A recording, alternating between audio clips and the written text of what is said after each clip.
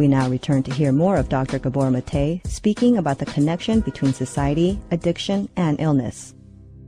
Now, when it comes to addiction and specifically, in the downtown east side of Vancouver, I never had a single female patient who had not been sexually abused as a child, and as were many other men. And so it's always, the heart of addiction is always emotional loss.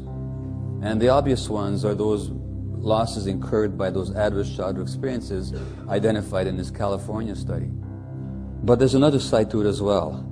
Because if you look at what's happening with this burgeoning number of children being diagnosed with this or that disorder, not all of them were abused, many of them were not, but what's going on? Well, as D.W. Winnicott, the great British child psychiatrist, pointed out, there's two things that can go wrong in childhood. First of all, when things happen that shouldn't happen, and that's the abuse and the trauma.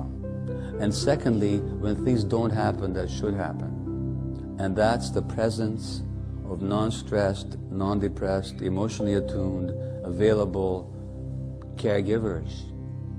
That's not available in a country where the average maternity leave is 6.5 weeks. That's not available where kids spend most of the time away from the nurturing adults in their lives in the company of other kids, so that they're forced to look to each other as their attachment figures.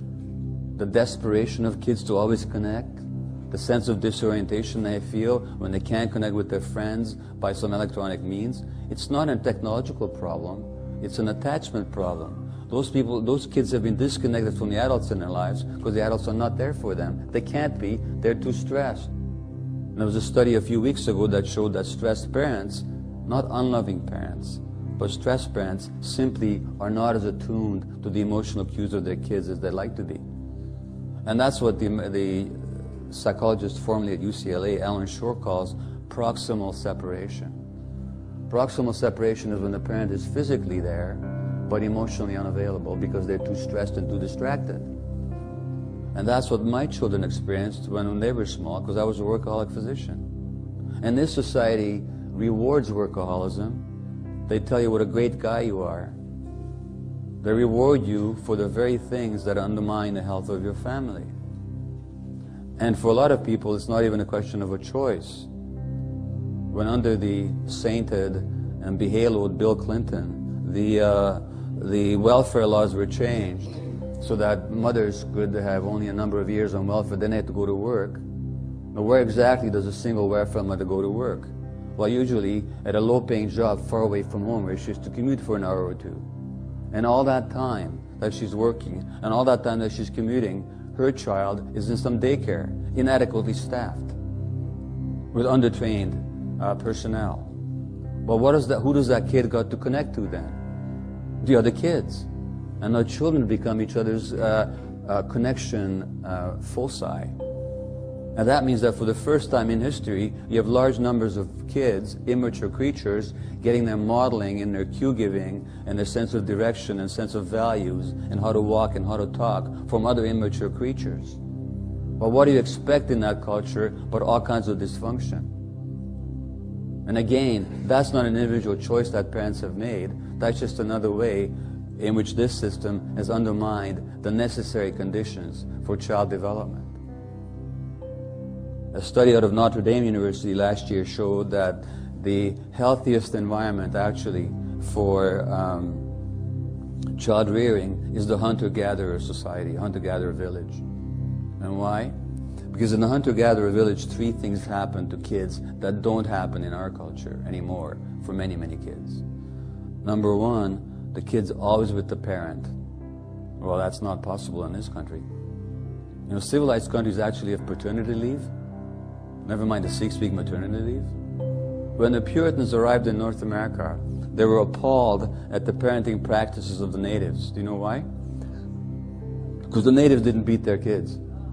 And to the Christians, this meant sparing the rod, spoiling the child.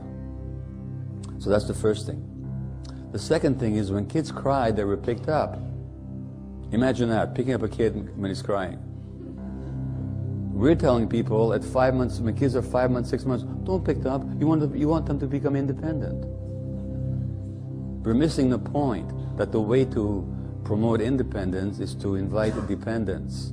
Because people become independent when they feel secure in the world. So you promote independence by inviting dependence.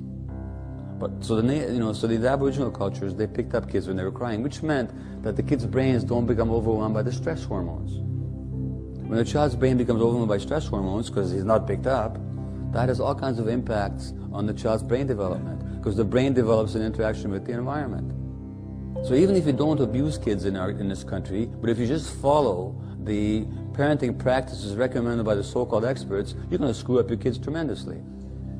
And the third quality of the hunter-gatherer society is that children are brought up in the context of nurturing adults, not just the parents, not just the father, not just the mother, but that clan, tribe, community, and neighborhood that I was talking about before.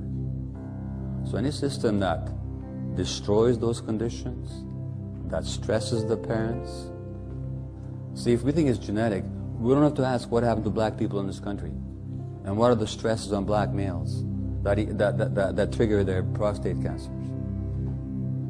We don't have to look at what happened to the native people in this country that triggers their addictions, or to many other people, native or black or Caucasian or whoever. It's all in the genes is an explanation for the way things are that does not threaten the way things are.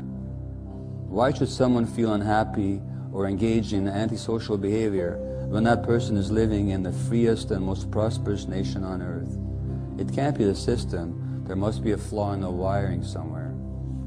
And finally, let me just read you a quote from another chapter of my book on addiction.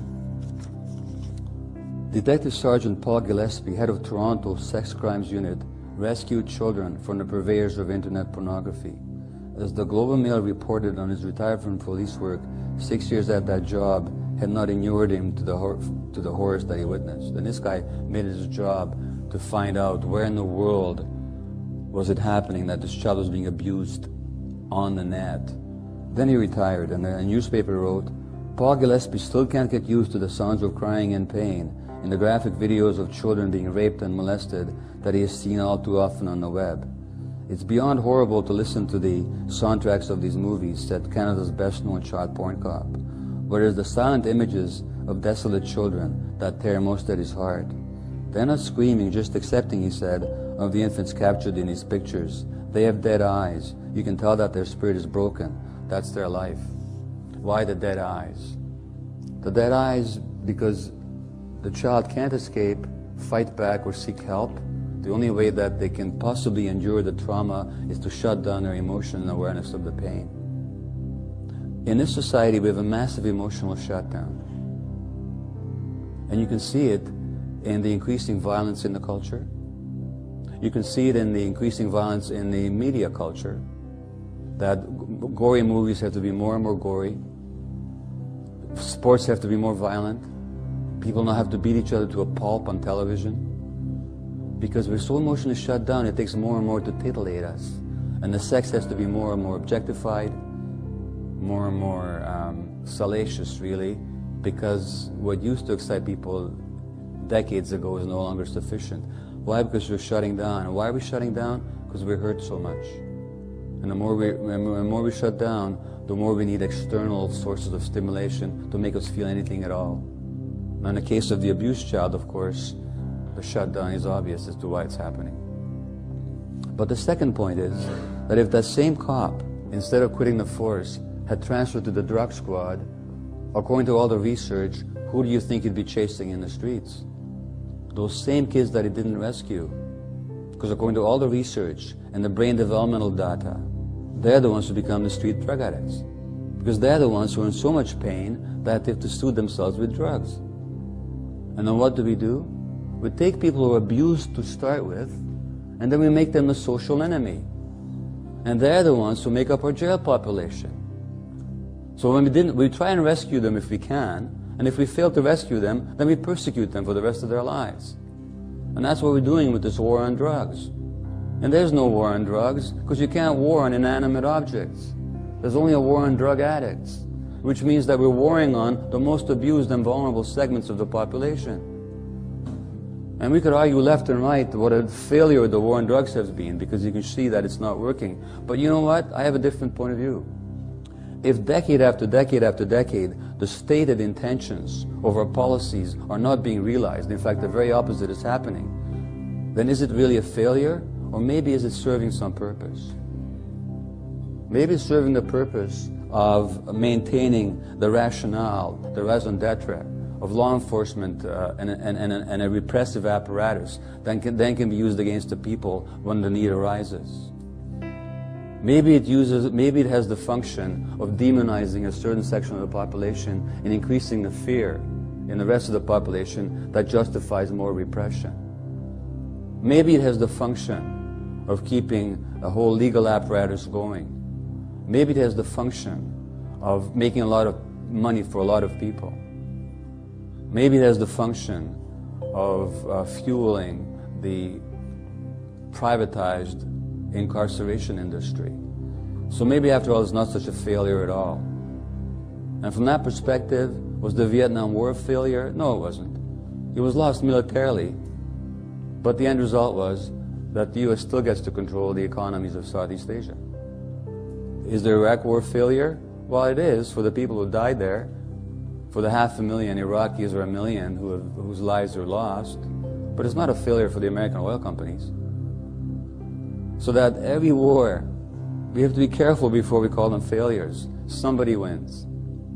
The somebody who wins are the same people who are destroying neighborhoods and communities. It's the same system that undermines human health, that undermines human dignity, that undermines human connection, that really makes life less tolerable on our planet. Now, we don't have to agree on what the solutions might be, and that's okay. What we do agree on is the importance of speaking the truth.